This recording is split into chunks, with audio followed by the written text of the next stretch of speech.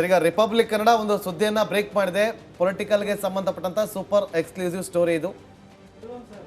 HD Kumaraswamy ಅವರಿಗೆ high command, BJP high command bumper offer ಕೊಟ್ಟಿದೆ ಕೇಂದ್ರ ಕ್ಯಾಬಿನೆಟ್ಗೆ ಸೇರ್ಪಡೆ ಮಾಡಿಕೊಳ್ಳೋದಕ್ಕೆ. ಎಲ್ಲವೂ ಅಂದುಕೊಂಡಂತೆ ಆದರೆ ಸಂಕ್ರಾಂತಿ ಹಬ್ಬದ ಬಳಿಕ ಅವರು ಕೇಂದ್ರದಲ್ಲಿ ಮಂತ್ರಿ ಆಗಲಿದ್ದಾರೆ.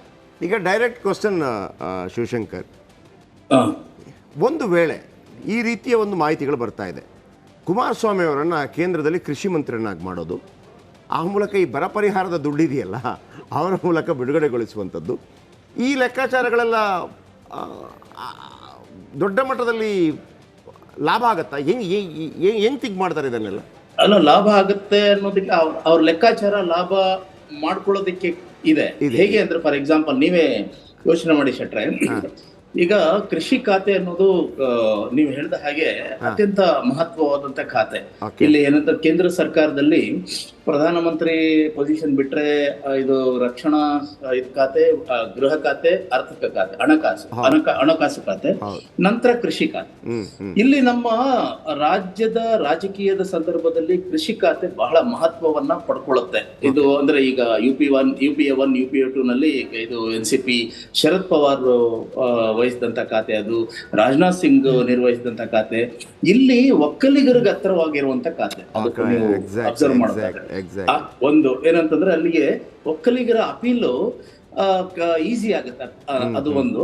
ಎರಡನೇದು, ಈಗ ಕುಮಾರಸ್ವಾಮಿ ಅವರಿಗೆ ಈಗ ಇದು ಕೃಷಿ ಖಾತೆ ಕೊಟ್ಟಿದ್ದಾರೆ ಅಂದ್ಮೇಲೆ, ಅದು ಎಲೆಕ್ಷನ್ ಮುಂಚೆನೆ ಕೊಟ್ಟಿದ್ದಾರೆ ಅಂದ್ಮೇಲೆ, ಪೋಸ್ಟ್ ಎಲೆಕ್ಷನ್ ಆಗುತ್ತೆ, ಆಮೇಲೆ ಬಿಜೆಪಿ ಅಂದ್ರೆ NDA ಗೆಲ್ಲುತ್ತೆ, ಅವಾಗ ಇದು ಕುಮಾರಸ್ವಾಮಿ ಅವರ ಪೊಸಿಷನ್ ಇನ್ನೂ ಚೆನ್ನಾಗಾಗುತ್ತೆ ಅನ್ನುವಂತ ಒಂದು ಸಂದೇಶವನ್ನ JDS ಸಪೋರ್ಟರ್ಸ್ ಖಂಡಿತ ತಗೊಳ್ತಾರೆ. ಇದು ಈಗ DK ಶಿವಕುಮಾರ್ ಅವ್ರನ್ನ ಕಾಂಗ್ರೆಸ್ ಅವರು ಮುನ್ನೆಲೆಗೆ ತಗೊಂಡು ಬಂದು ಇದು ಒಕ್ಕಲಿಗರನ್ನ ರೀಚ್ ಔಟ್ ಮಾಡಿರೋದು ನಾವು ಕಂಡಿದ್ದೀವಿ. ಅದು ಒಂದು factors. Among all other factors, DK Shivakumar ಮುನ್ನೆಲೆಗೆ ಬಂದಿದ್ದು ಒಂದು ರೀತಿನಲ್ಲಿ ಒಂದು ಪಾಸಿಟಿವ್ ಆದಂತ ಇಂಪ್ಯಾಕ್ಟ್ ಅಸೆಂಬ್ಲಿ ಎಲೆಕ್ಷನ್ಸ್ ಅಲ್ಲಿ ಕಾಂಗ್ರೆಸ್ಗೆ ಆಯ್ತು ಅನ್ನೋದು ನಿಚ್ಚಳವಾಗಿದೆ. ಯಾಕೆ ಅಂತಂದ್ರೆ, ಇವ್ರದ್ದು JDS 6% ವೋಟ್ ಶೇರ್ ಕಮ್ಮಿ ಆಗಿ ಆ 6% ಕರೆಸ್ಪಾಂಡಿಂಗ್ ಆಗಿ ಕಾಂಗ್ರೆಸ್ದು ಹೆಚ್ಚಾಗಿರೋದು ನಾವು ನೋಡಿದ್ದೀವಿ. ಅಂದ್ರೆ JDS ನ ನಷ್ಟ ಕಾಂಗ್ರೆಸ್ನ ಲಾಭ ಆಗ್ಬೇಕಾಗಿದ್ರೆ ಅದು ಬಹುತೇಕ JDS ನ ಸಪೋರ್ಟೇ ಶಿಫ್ಟ್ ಆಗಿದೆ ಅಂತ ಅರ್ಥ. ಹಾಗಾಗಿ ಈಗ ಬಿಜೆಪಿ ಮತ್ತೆ JDS ಎರಡೂ ಕೂಡ ಟಾರ್ಗೆಟ್ ಮಾಡ್ತಾ ಇರೋದು ಅದನ್ನೇ.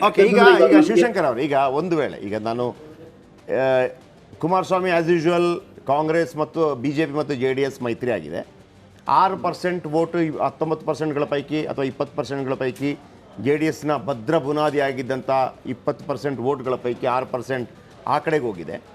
ಈ ಲೋಕಸಭಾ ಚುನಾವಣೆಯಲ್ಲಿ ಅದು ಒನ್ಸ್ ಅಗೇನ್ DK ಶಿವಕುಮಾರ್ ಅವ್ರ ಜೊತೆ ಉರುಫ್ ಕಾಂಗ್ರೆಸ್ ಜೊತೆ ಬರುತ್ತಾ, ಅಥವಾ ಈ ಬಾರಿ ಅದು ಚೇಂಜ್ ಆಗಿ ಆಲ್ರೆಡಿ ಬರಲಿಕ್ಕಿಲ್ಲ, ಅಥವಾ DK ಶಿವಕುಮಾರ್ ಅದನ್ನು ಉಳಿಸಿಕೊಂಡಾರು ಅನ್ನುವ ಕಾರಣಕ್ಕಾಗಿ ಮೊದಲೇ ಮಂತ್ರಿಗಿರಿಯನ್ನು ಕೊಟ್ಟು, ಅದು ಕೂಡ ಕೃಷಿ ಖಾತೆಯನ್ನು ಕೊಟ್ಟು ಒಂದು ಗ್ಯಾರಂಟಿ ಕಾರ್ಡನ್ನು ಮತದಾರರಿಂದ ಪಡ್ಕೊಳ್ಳೋದ, ಹೇಗೆ ಇದು? ಅದು ಮೇಲ್ನೋಟಕ್ಕೆ ಹಾಗೆ ಅನ್ನಿಸ್ತಾ ಇದೆ ಶೆಟ್ರೆ. ಹೇಗೆ ಅಂದ್ರೆ, ಈಗ ನಾವು ಹೇಳಿದಾಗೆ ನಮ್ಮ ಲೆಕ್ಕಾಚಾರ ಇದು, it's clear cut arithmetic based on the statistics. ಒಂದು ವಾಸ್ತವ, ಇದು ಊಹೆ ಅಲ್ಲ. ನೀವೇ ಹೇಳಿದಾಗೆ 6% ವೋಟ್ ಶೇರು JDS ಇಂದ ಕಾಂಗ್ರೆಸ್ ಬಂದಿದೆ. ಅಂದ್ರೆ ಬಿಜೆಪಿದು ಹಾಗೆ ಕಾನ್ಸ್ಟೆಂಟ್ ಆಗಿ ಹೆಚ್ಚು ಆಗ್ಲಿಲ್ಲ, ಕಮ್ಮಿನೂ ಆಗ್ಲಿಲ್ಲ. ಇದರ ಅರ್ಥ ಏನು ಅಂತಂದ್ರೆ, ಮೇಜರ್ ಆಗಿ ಇವಾಗ JDSಗೆ ಇದ್ದಿದ್ದು ಎರಡು ಕಮ್ಯುನಿಟಿಗಳ ಸಪೋರ್ಟ್, ಒಂದು ಒಕ್ಕಲಿಗರದು, ಇನ್ನೊಂದು ಅಲ್ಪಸಂಖ್ಯಾತರದ್ದು. ಅಲ್ಪಸಂಖ್ಯಾತರದ್ದು ಸ್ವಲ್ಪ ಕಮ್ಮಿ. ಅಂದ್ರೆ ಏನಂತಂದ್ರೆ, Congress is the majority claimant ಅಲ್ಲಿ. ಸೊ ಹಾಗಾಗಿ ಒಕ್ಕಲಿಗರದೇ ಇರುವಾಗ ಈಗ DK ಶಿವಕುಮಾರ್ ಅವರು KPCC ಪ್ರೆಸಿಡೆಂಟ್ ಆಗಿದ್ದಾರೆ. ಆಮೇಲೆ ಇನ್ನೊಂದು ಸುದ್ದಿಯನ್ನ ಹೊರಡಿಸಿದೆ ಕಾಂಗ್ರೆಸ್, ನಿಮಗೆ ಗೊತ್ತಿದೆ ಏನಂದ್ರೆ, 2.5 ವರ್ಷ ಆದ್ಮೇಲೆ ಅಥವಾ ಲೋಕಸಭಾ ಎಲೆಕ್ಷನ್ಸ್ ಆದ್ಮೇಲೆ DK ಶಿವಕುಮಾರ್ CM ಆಗ್ಬಹುದು ಅಂತ. ಈ CM ಆಗ್ಬಹುದು ಅನ್ನೋ ಒಕ್ಕಲಿಗರಿಗೆ ಏನಿರುತ್ತೆ, ನಮ್ಮವ್ರು CM ಆಗ್ತಾ ಇದ್ದಾರೆ ಅನ್ನುವಂತ ಸೆಂಟಿಮೆಂಟ್ ಏನಾದ್ರು ಲೋಕಸಭಾ ಇದಕ್ಕೆ ವರ್ಕೌಟ್ ಆಗುತ್ತಾ ಅನ್ನೋದಾದ್ರೆ, ಬಿಜೆಪಿ ಅದಕ್ಕೆ ಪ್ರತ್ಯಸ್ತ್ರ ಅಂತ ಇಟ್ಕೋಬಹುದು ನಾವು ಇದನ್ನ. ಯಾವ್ದನ್ನ ಕುಮಾರಸ್ವಾಮಿ ಅವ್ರನ್ನ ಕೇಂದ್ರ ಕೃಷಿ ಸಚಿವರನ್ನಾಗಿ ಮಾಡ್ತೀವಿ ಅಂದ್ರೆ, ಆ ಕೇಂದ್ರ ಕೃಷಿ ಸಚಿವರಾದ್ರೆ ಕೃಷಿಕರಲ್ವೇ ಮುಖ್ಯ ಅಲ್ಲಿಗೆ ಏನು ಸ್ಟೇಕ್ ಹೋಲ್ಡರ್ಸ್ ನಮ್ಮವರು ಇದು ಕುಮಾರಸ್ವಾಮಿ ಅವರು ಕೇಂದ್ರದಲ್ಲಿ ಕೃಷಿ ಸಚಿವರಾಗ್ತಾ ಇದ್ದಾರೆ ಅಂತ ನಮ್ಮ ಜೀವನ ಅಂದ್ರೆ, ಯಾಕಂದ್ರೆ ಕೃಷಿ ಸಾಲ ಮನ್ನಾ ಮಾಡದಂತ ಅಂದ್ರೆ ಇಡೀ ಏನು ರಾಜ್ಯಗಳ ಪೈಕಿ ಅತ್ಯಂತ ದಾಖಲೆಯಾಗಿ ಅಂದ್ರೆ 24,000 ಕೋಟಿ ಕೃಷಿ ಸಾಲ ಮನ್ನಾ ಮಾಡದಂತ ಯಾವ ಮುಖ್ಯಮಂತ್ರಿನೂ ಇಲ್ಲ. ಅದಂತೂ ವಾಸ್ತವ. ಯಾಕಂದ್ರೆ ಮನಮೋಹನ್ ಸಿಂಗ್ UPA 1 ನಲ್ಲಿ 60,000 ಕೋಟಿ ಇಡೀ ದೇಶಕ್ಕೆ ಅವರು ಕೃಷಿ ಸಾಲ ಮನ್ನಾ ಮಾಡಿದ್ದು. ಅಂತದ್ರಲ್ಲಿ ಅದರಲ್ಲಿ ಅರ್ಧಕ್ಕರ್ಧ ಹೆಚ್ಚು ಕಮ್ಮಿ 24,000 ಕೋಟಿ ಕೃಷಿ ಸಾಲ ಮನ್ನಾ ಮಾಡಿದ್ದಾರೆ ಅಂದ್ರೆ ಕುಮಾರಸ್ವಾಮಿ. ಸೊ ಇವತ್ತಿಗೆ ಬರದ ಬವಣೆಯಲ್ಲಿ ನಾವು ಬಳಲ್ತಾ ಇದ್ದೀವಿ. ಇವರು ಸಿದ್ದರಾಮಯ್ಯ ಅವ್ರ ಗವರ್ನಮೆಂಟ್ ಇವತ್ತಿನವರೆಗೂ ಏನು ಕೇರ್ ಮಾಡಿರ್ಲಿಲ್ಲ. ನಿಮ್ಮ ಪ್ರಕಾರ ನಾವು ಕುಮಾರಸ್ವಾಮಿ DK ಶಿವಕುಮಾರ್ಗೆ ಹಾಕಿದಂತ ಓಟು ಹೇಗೂ ಇದೆ, 2.5 ವರ್ಷ ಕಳೆದ ನಂತರ ಹಾಗೆ ಆಗ್ತಾರೆ.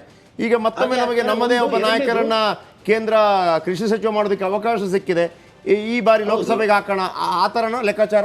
ಹೌದು, ಯಾಕೆಂತಂದ್ರೆ ಎಲೆಕ್ಷನ್ಸ್ ಆಗೋದೇ ಸೆಂಟಿಮೆಂಟ್ ಇಂದ ಅಲ್ವಾ.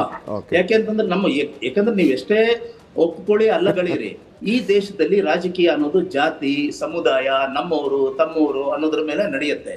ಆಮೇಲೆ ಇದನ್ನು ಕುಮಾರಸ್ವಾಮಿ ಅವರು ಬಂದಿದ ತಕ್ಷಣ ಇಲ್ಲಿನ ಕೃಷಿಕರ ಜೀವನ ಎಲ್ಲ ಬಾಳು ಬಂಗಾರ ಆಗ್ಬಿಡುತ್ತೆ ಅಂತಲ್ಲ, ಆದ್ರೆ ಒಂದು ಪರ್ಸೆಪ್ಷನ್ ನಮ್ಮವ್ರು ಇದ್ದಾರೆ. ಕೃಷಿ ಸಚಿವರು ಈಗ ದೇವೇಗೌಡರು ಪ್ರಧಾನಮಂತ್ರಿ ಆಗಿದ್ದು 1996 ನಲ್ಲಿ.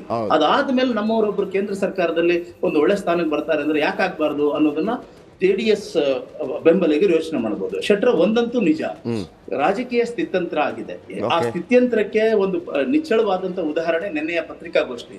ದೇವೇಗೌಡರು ಏನ್ ಹೇಳ್ತಾರೆ, ಇವರು ಶ್ರೀಕಾಂತ್ ಪೂಜಾರಿ ಅವರ ಒಂದು ಅರೆಸ್ಟ್ ಅನ್ನ ಕುರಿತು ಹೇಳುವಾಗ ಕಾಂಗ್ರೆಸ್ ಸೇಡಿನ ರಾಜಕೀಯ ಮಾಡ್ತು ಅಂತ ಹೇಳದ್ಮೇಲೆ ಒಂದು ಸರ್ಕಲ್ ಕಂಪ್ಲೀಟ್ ಆದಂಗಾಯ್ತು. ಅಂದ್ರೆ JDS ಕಂಪ್ಲೀಟ್ ಆಗಿ ಬಿಜೆಪಿಯ ಏನು ಮಯವಾಗಿ ಬಿಜೆಪಿಯ ಜೊತೆ ಸೇರಿದ ಹಾಗಾಯ್ತು. ಈಗ ಅದು NDA ಪಕ್ಷ. ಸೊ ಹಾಗಾಗಿ ಅದು ಏನಂತಂದ್ರೆ ರೈಟಿಸ್ಟ್ ಒಂದು ಐಡಿಯಾಲಜಿಗೆ ಹೋಗಿದ್ದಾಯ್ತು, ಬಿಜೆಪಿ ಜೊತೆ ಸೇರ್ಕೊಂಡಿದ್ದಾಯ್ತು. ಹಾಗಾಗಿ ಬಿಜೆಪಿ ಜೊತೆ ಸೇರಿ ಕಾಂಗ್ರೆಸ್ ಅನ್ನ ಅವ್ರು ಹೇಳ್ತಾರೆ ಕಾಂಗ್ರೆಸ್ ಅನ್ನ ನಾಶ ಮಾಡೋದು, ಕಾಂಗ್ರೆಸ್ ಅನ್ನ ಮುಗಿಸೋದೇ ಗುರಿ ಅಂತ. ಹಾಗಿರುವಾಗ ಅವರಿಬ್ಬರು ಮಾತಾಡ್ಕೊಂಡಿರ್ಬೋದು ಏನಂತಂದ್ರೆ ಈಗ ಕುಮಾರಸ್ವಾಮಿ ಅವರು ಇಲ್ಲಿ ಕರ್ನಾಟಕದಲ್ಲಿ ಮತ್ತೊಮ್ಮೆ ಚೀಫ್ ಮಿನಿಸ್ಟರ್ ಆಗೋದು ಈಗ ಸದ್ಯಕ್ಕಂತೂ ಅಷ್ಟು ಪ್ರಾಯೋಗಿಕವಾಗಿ ಸಾಧ್ಯ ಆಗ್ತಾ ಇಲ್ಲ.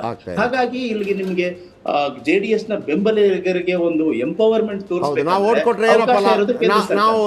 ಕೊಟ್ರೆ ಏನಪ್ಪ ನಮ್ಗೆ ಲಾಭ ಅಂತ ಹೇಳ್ದಂಗೆ ಹಂಗೆ. ಆದ್ರೆ ಈಗ ಅದಿರೋದು ಅವಕಾಶ ಇರೋದು ಕೇಂದ್ರ ಸರ್ಕಾರದಲ್ಲಿ ಇವಾಗ ಈಗ DK ಶಿವಕುಮಾರ್ ಅವರು ಚೀಫ್ ಮಿನಿಸ್ಟರ್ ಆಗ್ಲಿ, ಆದ್ರೆ ನಿಮ್ಮವರೊಬ್ಬರಿಗೆ ನಾವು ಕೇಂದ್ರ ಸರ್ಕಾರದಲ್ಲಿ ಕೃಷಿ ಖಾತೆಯನ್ನ ಕೊಡ್ತೀವಿ ಅಂದಾಗ ಅದು ಇದು ಪಾಸಿಟಿವ್ ಸೆಂಟಿಮೆಂಟ್, ಇದು ಏನಂದ್ರೆ ಸಹಜವಾಗಿ ಆಬ್ವಿಯಸ್ ಆಗಿ ವರ್ಕೌಟ್ ಆಗಬಹುದು ಅಂತ ಬಿಜೆಪಿ. ಇದ್ರ ಜೊತೆಗೆ ಒಂದು ಕ್ವಶನ್ ಕೇಳ್ಬಿಡಿ, ಇದ್ರ ಜೊತೆಗೆ ಒಂದು ಕೇಳುವಂಥದ್ದು, ನೀವು ದೇವೇಗೌಡರ ವಿಚಾರವನ್ನು ಎತ್ತದಕ್ಕೆ ಹೇಳಿದ್ದು. ದೇವೇಗೌಡರು 2020 ಗವರ್ಮೆಂಟ್ ಮಾಡಿದಂಥ ಸಂದರ್ಭದಲ್ಲಿ ಪಶ್ಚಾತ್ತಾಪ ಎಲ್ಲ ಪಡ್ಕೊಂಡಿದ್ರು, ತುಂಬಾ ಘಟನಾವಳಿಗಳು ನಡೀತು ಆ ಸಂದರ್ಭದಲ್ಲಿ. ಅವರು ಮೊನ್ನೆ ತನಕ ಪ್ರಜ್ಞೆ ತಪ್ಪಿ ಬಿದ್ದೆ ಅಂತ ಅವರೇ ಹೇಳ್ಕೊಂಡಿದ್ರು. ಆಮೇಲೆ ಅದಕ್ಕೆ ಬೇಕಿರುವಂಥದ್ದು ಇಲ್ಲ, ನಾನು ಏನು ಇವರಿಗೆ ರಾಜ್ಯಪಾಲರಿಗೆ ಅವರನ್ನು ಸಸ್ಪೆಂಡ್ ಮಾಡಿ ಅಂತೇಳಿ ಪತ್ರ ಬರೆದಿದ್ರು, ಎಲ್ಲವೂ ಆಯಿತು. ದೇವೇಗೌಡರು ಈ ಥರ ಅಂದರೆ ಕಂಪ್ಲೀಟ್ ಆಗಿ ಬಿಜೆಪಿ ಜೊತೆ ಹೋಗೋದಕ್ಕೆ ಕೂಡ ಯಾವತ್ತೂ ಅವರು ಆ ಥರ ನಿರ್ಧಾರ ಮಾಡಿದವರಲ್ಲ. ಆಮೇಲೆ ನೀವು ಹೇಳಿದಂಗೆ ನಿನ್ನೆ ಈ UPA ಆಗಲಿ ಮತ್ತೊಂದು ಆಗುವಂಥ ಸಂದರ್ಭದಲ್ಲಿ ಒಂದು ಕೆಲವು ಫಾರ್ಮುಲಾನ ಇಟ್ಕೊಳುತ್ತೆ. ಈಗ UPA ಜೊತೆ ನ್ಯಾಷನಲ್ ಕಾನ್ಫರೆನ್ಸ್ ಸೇರ್ಕೊಂಡಾಗ ಒಂದು 4 ಫಾರ್ಮುಲಾ, ನಾವು ಅಥವಾ BJP ಜೊತೆ ಸೇರ್ಕೊಂಡಾಗ ಒಂದು ಕೆಲವು ಫಾರ್ಮುಲಾ. ವಾಜಪೇಯಿ ಗವರ್ಮೆಂಟ್ ಸಂದರ್ಭದಲ್ಲಿ ನಾವು ಯಾವುದೇ ಕಾರಣಕ್ಕೂ 370 ಬಗ್ಗೆ ಮಾತಾಡಲ್ಲ, ಏಕರೂಪ ನಾಗರಿಕ ಸಮಿತಿ ಬಗ್ಗೆ ಕಾಮನ್ ಮಿನಿಮಮ್ ಪ್ರೋಗ್ರಾಮ್ ಅನ್ಕೊಳ್ಳೋಣ. ಅಂದ್ರೆ ಈಗ JDS BJP ಜೊತೆ ಹೊಂದ್ಕೊಳ್ಳೋದಕ್ಕೆ ಯಾವುದೇ ಕಾಮನ್ ಮಿನಿಮಮ್ ಪ್ರೋಗ್ರಾಮ್ ಇಲ್ವೇ ಇಲ್ವಾ? ಎಲ್ಲದಕ್ಕೂ ಓಕೆನಾ? ಕಾಮನ್ ಮಿನಿಮಮ್ ಪ್ರೋಗ್ರಾಮ್ ಅವ್ರು ಈ ತರ ಹೇಳಬಹುದು. ಏನಂದ್ರೆ ನಾವು ಇದು ಒಂದು ಕರ್ನಾಟಕದ ಕೃಷಿಕರ ಹಿತರಕ್ಷಣೆ ಮಾಡಬೇಕು, ಬರ ಪರಿಹಾರ ಒಂದು. ನೀವು ಹೇಳಿದ ಹಾಗೆ ಈಗ ಏನಂತಂದ್ರೆ ಇದು ನಮ್ಮ ಆಂಕರ್ ಹೇಳಿದ ಹಾಗೆ ಅವರು ಈ ತರದ ಒಂದು ಸ್ಟ್ರಾಟಜಿ ಆಗಿರ್ಬೋದು. ಇದು ಸಂಕ್ರಾಂತಿ, ಅದು ಕೂಡ ಮಕರ ಸಂಕ್ರಾಂತಿ ಅನ್ನೋದು ಕೃಷಿಕರ ಹಬ್ಬ. ಆ ಸಮಯದಲ್ಲಿ ಹಬ್ಬಕ್ಕೆ ಒಂದು ಗಿಫ್ಟ್ ಏನು ಕುಮಾರಸ್ವಾಮಿ ಅವರನ್ನ ಸಚಿವರನ್ನಾಗಿ ಮಾಡೋದು, ಅವ್ರ ಮೂಲಕನೇ ಬರ ಪರಿಹಾರವನ್ನ ಘೋಷಿಸೋದು, ಅದು ಬಹಳ ವರ್ಕ್ ಆಗ್ಬಹುದು. ಯಾಕಂದ್ರೆ ಗ್ಯಾರಂಟಿ ಸ್ಕೀಮ್ ಇಂದ ಕಾಂಗ್ರೆಸ್ ಗೆದ್ದಿರೋದಾದ್ರೆ ಕಾಂಗ್ರೆಸ್ ಗ್ಯಾರಂಟಿ ಸ್ಕೀಮ್ ಇಂದ ಗೆದ್ದಿರೋದಾದ್ರೆ ಬರ ಪರಿಹಾರದ ಒಂದು ಇದರಿಂದ ಯಾಕೆ ನಾವು ಅದೊಂದು ಫ್ಯಾಕ್ಟರ್ ಮಾಡ್ಕೋಬಾರ್ದು ಅನ್ನೋದು ಬಿಜೆಪಿ ಯೋಚನೆ ಮಾಡಿರ್ಬೋದು. ಎರಡನೇದು ನೀವು ಹೇಳಿದ ಕಾಮನ್ ಮಿನಿಮಮ್ ಪ್ರೋಗ್ರಾಮ್ ಅಲ್ಲಿ ಇದೊಂದು ಬರುತ್ತೆ, ಅಂದ್ರೆ ಕರ್ನಾಟಕದ ಕೃಷಿಕರ ಹಿತರಕ್ಷಣೆ. ಎರಡನೇದು ದೇವೇಗೌಡರು ಈ ತರದ್ದು ಹೇಳೋ ಸಾಧ್ಯತೆ ಇದೆ. ಏನಂದ್ರೆ ಅಲ್ಪಸಂಖ್ಯಾತರ ಹಿತರಕ್ಷಣೆ ಕೂಡ ಮಾಡೋದಕ್ಕೆ ಒಂದು ಕಾಮನ್ ಪ್ಲಾಟ್ಫಾರ್ಮ್, ಒಂದು ಕಾಮನ್ ಮಿನಿಮಮ್ ಪ್ರೋಗ್ರಾಮ್ ಅನ್ನ ಅವರು ಒಂದು ರೀತಿ ಇನ್ಸಿಸ್ಟ್ ಮಾಡಬಹುದು ಅಂತ ನನ್ಗನ್ಸುತ್ತೆ. ಯಾಕೆ ಅಂತಂದ್ರೆ ಈಗ ಮೊನ್ನೆ ತಾನೇ ಬಿಜೆಪಿನವರು ಒಂದು ಅಭಿಯಾನ ಶುರು ಮಾಡಿದ್ದಾರೆ, ಏನಂದ್ರೆ ಶುಕ್ರಿಯಾ ಮೋದಿ ಭಾಯ್ಜಾನ್ ಅಂತ. ಅಂದ್ರೆ ಶುಕ್ರಿಯಾ ಮೋದಿ ಭಾಯ್ಜಾನ್ ಅಂತ ಅಂದ್ರೆ ಟ್ರಿಪಲ್ ತಲಾಕ್ ನ ಉಪಯೋಗಿಸ್ಕೊಂಡು ಹೆಣ್ಣು ಮಕ್ಕಳಿಗೆ, ಮುಸ್ಲಿಂ ಹೆಣ್ಣು ಮಕ್ಕಳಿಗೆ ಇವರು ಇದು ಮೋದಿ ಅವರು ಒಂದು ರೀತಿಯಲ್ಲಿ ಆಪತ್ ಬಾಂಧವ ಅವರ ಆಮೇಲೆ ಹಜ್ಜಿಗೆ 18% ಇತ್ತು, ಅದನ್ನ 5% ಮಾಡಿದೀವಿ. ಸೊ ಅವರು ಹಾಗಾಗಿ ಅವರು ರೀಚ್ ಔಟ್ ಆಗ್ತಾರೆ. ಅದರಲ್ಲಿ ಇದು ದೇವೇಗೌಡರು ನನ್ನ ಊಹೆ ಅಥವಾ ನನ್ನ ನಿರೀಕ್ಷೆ ಏನಂತಂದ್ರೆ ನಿಮ್ ಕಾಮನ್ ಮಿನಿಮಮ್ ಪ್ರೋಗ್ರಾಮ್ ಅಂತ ಹೇಳಿದಕ್ಕೋಸ್ಕರ ನಡೀತಾ ಇರೋದು ಅಲ್ಪಸಂಖ್ಯಾತರ ಹಿತರಕ್ಷಣೆ ತರ್ತಾರೆ. ಅಲ್ಲಿ ಏನಂತಂದ್ರೆ ನಮ್ ದೇವೇಗೌಡರು ಇದು NDAಗೆ ಬಿಜೆಪಿಗೆ ಹೋಗಿದ್ದಾರೆ ಅಂದ್ಮೇಲೆ ಅಲ್ಲೇನೋ ಒಂದು ಹಿತರಕ್ಷಣೆ ಆಗುತ್ತೆ, ಇಲ್ಲೇನೋ ಒಂದು ಬದಲಾವಣೆ ಆಗುತ್ತೆ ಅನ್ನುವಂತ ಒಂದು ಭರವಸೆಯನ್ನ ಬರೆಸೋದಕ್ಕೋಸ್ಕರ ಅವರೊಂದು ಇದನ್ನ ಇನ್ಸಿಸ್ಟ್ ಮಾಡಿ ಈ ಎರಡು ಆಗಬಹುದು ಅಂತ ನನ್ಗನ್ಸದ. ಅದೇ ತರ ಇದು ಕರ್ನಾಟಕದಲ್ಲಿ ಇದು ನೀರಾವರಿ, ಇದು ಫಾರ್ ಎಕ್ಸಾಂಪಲ್ ಭದ್ರಾ ಮೇಲ್ದಂಡೆಗೆ ಇದು ರಾಷ್ಟ್ರೀಯ ಯೋಜನೆ ಘೋಷಣೆ, ಈ ತರದ್ದು ಅವರು ಕರ್ನಾಟಕದ ಸ್ಪೆಸಿಫಿಕ್ ಆಗಿ ಅವರು ಒಂದು ಕಾಮನ್ ಮಿನಿಮಮ್ ಪ್ರೋಗ್ರಾಮ್ಗೆ ಒಂದು ಇನ್ಸಿಸ್ಟ್ ಮಾಡುವಂತ ಸಾಧ್ಯತೆ ಇದೆ. ಶೆಟ್ರೆ, ಶಿವಶಂಕರ್ ಸರ್, ಈಗ ನೋಡಿ ಪ್ರಮುಖವಾದಂಥ ಪ್ರಶ್ನೆ ನಾನು ಕೂಡ ನೇರವಾಗಿ ಕೇಳ್ತೀನಿ. ಈಗ ಕೇಂದ್ರ ಕ್ಯಾಬಿನೆಟ್ಗೆ ಕುಮಾರಸ್ವಾಮಿ ಸೇರ್ಪಡೆ ಆಗಿದ್ದೆ ಆದ್ರೆ ಲಾಭ ಆಗೋದು ಜಾಸ್ತಿ ಬಿಜೆಪಿಗ, JDS ಅಥವಾ ಎರಡು ಪಕ್ಷಕ್ಕ, ಆದ್ರೆ ಯಾವ ರೀತಿ ಸದ್ಯಕ್ಕೆ NDA ಅಂತ ಯೋಚನೆ ಮಾಡ್ತಾರೆ ಅವರು. ಇವಾಗ ಏನಂದ್ರೆ 275 ಸೀಟ್ ಆಗ್ಲೇಬೇಕು ಹೇಗಾದ್ರೂ ಮಾಡಿ. ಎಷ್ಟರ ಮಟ್ಟಿಗೆ ಅಂತಂದ್ರೆ ಈಗ ತೆಲಂಗಾಣದಲ್ಲಿ KCR ಗೆದ್ರು ಪರವಾಗಿಲ್ಲ, ಆಮೇಲೆ ಜಗನ್ ರೆಡ್ಡಿ ಅವರಿಗೆ ಒಂದು 4 ಸೀಟ್ ಹೆಚ್ಚಾದ್ರೂ ಪರವಾಗಿಲ್ಲ. ಇವಾಗ ನಮ್ಗೆ ಏನ್ ಬೇಕಂದ್ರೆ ಕಾಂಗ್ರೆಸ್ ಮತ್ತೆ ಇಂಡಿಯಾ ಅವ್ರಿಗೆ ಹೊರತಾಗಿ ಯಾರಿಗೆ ಬಂದ್ರು ಓಕೆ. ಈಗ ಏನಂತಂದ್ರೆ ಇವಾಗ ಬಿಜೆಪಿಗೆ ಪರ್ಟಿಕ್ಯುಲರ್ ಆಗಿ ಅವರು ಬಿಜೆಪಿ ಕಂಟೆಸ್ಟ್ ಮಾಡುವಂತ ಸೀಟ್ಗಳಲ್ಲಿ ಬಿಜೆಪಿ ಗೆಲ್ಬೇಕು. ಈಗ JDS ನಿಲ್ಲುವಂತ ಸೀಟ್ಗಳು ಯಾವ್ದಿರಬಹುದು ಅಂದ್ರೆ ಬೀಸೋದೊಣ್ಣೆ ತಪ್ಪಿಸ್ಕೊಂಡ್ರೆ ಅಂತ ಹೇಳ್ದಂಗೆ INDA ಮೈತ್ರಿಕೂಟದ ಅಧಿಕಾರ ಹತ್ತಿರ ಬರುವುದನ್ನು ತಪ್ಪಿಸ್ಕೊಂಡ್ರೆ 1000 ವರ್ಷ ಆಯ್ತು ಅಂತ. ಹೌದು, ಅದ ಕರ್ನಾಟಕದ ವಿಚಾರದಲ್ಲಿ ಇನ್ನೂ ಪರ್ಟಿಕ್ಯುಲರ್ ಆಗಿ ಹೇಳೋದಾದ್ರೆ ಇವರು ಕಾಂಗ್ರೆಸ್ ಗೆಲ್ಲಬಾರದು ಅಷ್ಟೇ. ಈಗ ಏನಂತಂದ್ರೆ ಈಗ JDS ಜೊತೆ ಬಿಜೆಪಿ ಯಾಕೆ ಕೈ ಜೋಡಿಸ್ತು ಅನ್ನೋ ಒಂದು ಪ್ರಶ್ನೆ ಬಂದ್ರೆ ಬಿಜೆಪಿಗೆ ಅಂತ ಒಂದು ಅನಿವಾರ್ಯ ಏನ್ ಬಂತು, ಅಂತ ಒಂದು ಇದು ಏನ್ ಬಂತು ಇವರಿಗೆ ಅನ್ನುವಾಗ 25 ಸೀಟ್ ಗೆದ್ದಿರುವಂತ ಬಿಜೆಪಿಗೆ ಇವಾಗ ಯಾಕೆ ಎಲ್ಲಾ ಬಿಟ್ಟು JDS ಅಂದ್ರೆ 2 ಸೀಟ್ ಕೂಡ ಗೆಲ್ಲುವಂತ ಒಂದು ಪಾರ್ಟಿ ಜೊತೆ ಯಾಕೆ ಸೇರ್ತು ಅಂದ್ರೆ ಇದೇ ಕಾರಣ, ಕಾಂಗ್ರೆಸ್ ಅನ್ನ ತಡಿಬೇಕು. ಶಿವಶಂಕರ್ ಸರ್, ಈಗ 4-5 ತಿಂಗಳಲ್ಲಿ ಬೇಕಾದ್ರೆ ಮಾತ್ರ ಕುಮಾರಸ್ವಾಮಿ ಅವರಿಗೆ ಈಗ ಸಚಿವ ಸ್ಥಾನ ಕೊಟ್ಟು ಅದು ರಾಜಕೀಯವಾಗಿ ಎನ್ಕೇಶ್ ಆಗುತ್ತೆ ಅಂತ ಅಂದ್ಕೊಳ್ಬಹುದಾ? ಆ ರೀತಿ ಆಗುತ್ತಾ? ಇಲ್ಲ, ಅದು ಸಂದೇಶ ಏನಿರುತ್ತೆ ಅಂದ್ರೆ ಎಲೆಕ್ಷನ್ ಮುಂಚೆ 4 ತಿಂಗಳು ಕರೆಕ್ಟ್. ಈಗ ಎಲೆಕ್ಷನ್ ಮುಂಚೆ ಸಚಿವ ಸ್ಥಾನ ಕೊಟ್ಟಿದ್ದೀವಿ, ಎಲೆಕ್ಷನ್ ಅಲ್ಲಿ ಗೆದ್ರೆ ಅವ್ರು ಕಂಟಿನ್ಯೂ ಆಗ್ತದೆ. ಇನ್ನು ಈಗ ಇವಾಗ ಕೃಷಿ ಸಚಿವರು ನಾಳೆ ರಕ್ಷಣಾ ಸಚಿವರು ಕೂಡ ಆಗ್ಬೋದು ಅಂತ ಹೇಳ್ಬೋದಲ್ಲ. ಫಾರ್ ಎಕ್ಸಾಂಪಲ್ ನೀವೊಂದು ಕಾಂಗ್ರೆಸ್ ಅವ್ರ ಗ್ಯಾರಂಟಿ ಕಾರ್ಡ್ ಕೊಟ್ಟಂಗೆ ಇದು ಮಂತ್ರಿಗಿರಿ ಗ್ಯಾರಂಟಿ ಕಾರ್ಡ್. ಹೌದು. ಆಮೇಲೆ ಅದು ಒಂದೇನಂತಂದ್ರೆ ಫಾರ್ ಎಕ್ಸಾಂಪಲ್ ನಿಮ್ಗೆ ನಾವು ಒಂದ್ ಸಣ್ಣದ್ ಜ್ಞಾಪಿಸ್ತೀನಿ, ಅದು ಉಲ್ಟಾ ಆಯ್ತು ಅದು ಬೇರೆ ವಿಚಾರ. ಈಗ ಅಮಿತ್ ಶಾ ಅವರು ಮೈಸೂರಿಗೆ ಬರ್ತಾರೆ. ಮೈಸೂರಿಗೆ ಬಂದಾಗ ಸೋಮಣ್ಣ ಅವ್ರ ಬಗ್ಗೆ ಹೇಳಿದಂತ ಮಾತನ್ನ ನಿಮ್ಗೆ ಜ್ಞಾಪಕ ಇದೆಯಾ? ಸೋಮಣ್ಣನ ಗೆಲ್ಸಿ ಅವ್ರು ಬಡ ಆದ್ಮಿ ಬನೇಗ ಅಂತ ಹೇಳಿದ್ರು. ಅಂದ್ರೆ ಅದೊಂದು ಭರವಸೆ. ಅದು ನೀವು ಗೆಲ್ಲಿಸ್ಬೇಕಾದ್ರೆ ಅವ್ರು ಬಡ ಆದ್ಮಿ ಆಗಕ್ಕೆ ಅವ್ರು ಗೆಲ್ಸಿರ್ಬೇಕಾಗಿತ್ತಲ್ಲ. ಫಸ್ಟ್ ಬಿಜೆಪಿ ಗೆಲ್ಬೇಕಾಗಿತ್ತು, ಸೋಮಣ್ಣ ಗೆಲ್ಬೇಕಾಗಿತ್ತು. ಹಾಗೇನೆ ಇಲ್ಲಿ ಈಗ ಇದು ಕುಮಾರಸ್ವಾಮಿ ಅವರು ಈಗ ಕೃಷಿ ಸಚಿವರು ಆಗ್ತಾರೆ ಅಂತ ಅನ್ಕೊಳ್ಳೋಣ. ಅದ್ರ ಅರ್ಥ ಏನಂತಂದ್ರೆ ನಿಮ್ಗೆ ಎಲೆಕ್ಷನ್ ಮುಂಚೆನೆ ನಾವು ಮಾಡಿದ್ದೀವಿ. ಶೆಟ್ರ್ ಹೇಳಿದಾಗೆ ಇದು ಗ್ಯಾರಂಟಿ ಕಾರ್ಡ್, ಒಂದು ಗ್ಯಾರಂಟಿ ಏನಂತಂದ್ರೆ ಮೋದಿಕಾ ಗ್ಯಾರಂಟಿ ಅಂತ ಹೇಳ್ತಾ ಇದ್ರಲ್ಲ, ಅದರಲ್ಲಿ ಮೋದಿಕಾ ಗ್ಯಾರಂಟಿ ಫಾರ್ JDS, ಮೋದಿಕಾ ಗ್ಯಾರಂಟಿ ಫಾರ್ ಕರ್ನಾಟಕ, ಮೋದಿಕಾ ಗ್ಯಾರಂಟಿ ಫಾರ್ ಒಕ್ಕಲಿಗಾಸ್. ಏನು ಅಂತಂದ್ರೆ ನೀವೇನಾದ್ರೂ ಗೆಲ್ಲಿಸಿದ್ರೆ NDA 3 ಅಂದ್ರೆ ಅಂದ್ರೆ ಮೋದಿಯವರ 3ನೇ ರೆಜಿಮ್ ಬಂದ್ರೆ ಕುಮಾರಸ್ವಾಮಿ ಅವರಿಗೆ ಒಂದು ರಿಸರ್ವ್ಡ್, ಒಂದು ಕಟ್ಟಿಟ್ಟ ಬುತ್ತಿ ಏನಂದ್ರೆ ಯೂನಿಯನ್ ಕ್ಯಾಬಿನೆಟ್ ಅಲ್ಲಿ ಒಂದು ಬರ್ತ್ ಅಂತ. ಅಂದ್ರೆ ಆ ಮೂಲಕ ನಿಮ್ಮ ರೆಪ್ರೆಸೆಂಟೇಟಿವ್, ನಿಮ್ಮ ಪ್ರತಿನಿಧಿಗೆ ಒಂದು ಒಳ್ಳೆ ಅವಕಾಶ ಸಿಗುತ್ತೆ.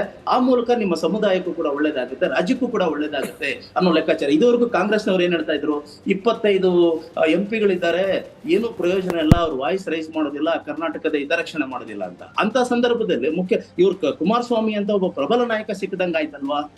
ಹಾಗಾದ್ರೆ ನಮ್ಮ ಹಿತರಕ್ಷಣೆ ಮಾಡಬಹುದು, ಕರ್ನಾಟಕದವರೊಬ್ಬರು ಒಂದು ಸ್ಟ್ರಾಂಗ್ ಆದಂತ ಒಬ್ಬ ವ್ಯಕ್ತಿಯಲ್ಲಿ ಸಿಕ್ಕದಂಗಾಯ್ತು ಅನ್ನುವಂತ ಒಂದು ಸಂದೇಶ ಬರೋದ್ರ ಮೂಲಕ NDAಗೆ ಪ್ರಯೋಜನ ಆಗಬಹುದು ಅನ್ನೋದು ಅವರ ಲೆಕ್ಕಾಚಾರ ಆಗಿರುತ್ತೆ. Okay, thank you Shivashankar sir.